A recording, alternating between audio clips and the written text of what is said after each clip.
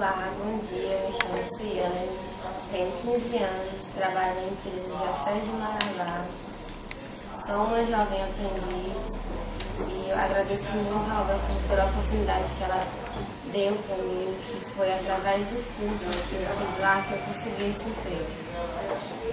Ele é muito importante na minha vida, mudou muita coisa a partir do momento que eu comecei a trabalhar. Comecei a ter novas visões, comecei a ter crescimento, tanto familiar como profissional, e foi de grande importância. E através do curso eu conheci as áreas específicas da faculdade que quero cursar, de administração, que também é bastante importante, porque certas coisas eu não sabia da área.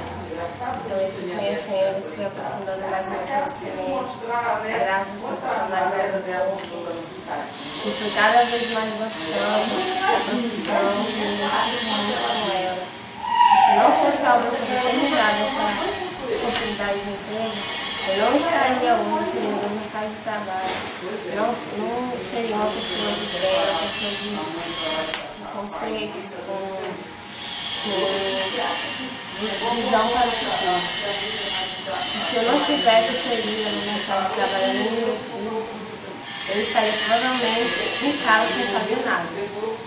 Só sentada, assistindo a televisão, vendo o tempo passar, vendo meus sonhos indo embora e não podendo fazer nada, a não ser ficar sentada só assistindo outras pessoas realizando os sonhos que eu também queria realizar. E graças à instituição, a todos os profissionais da Agrocorpo, a direção, eu consegui um emprego que é muito importante para mim, que me ajuda bastante, que me incentiva cada vez mais a crescer na vida, a realizar todos os meus sonhos, para mim nunca desistir deles, que são muito importantes para mim.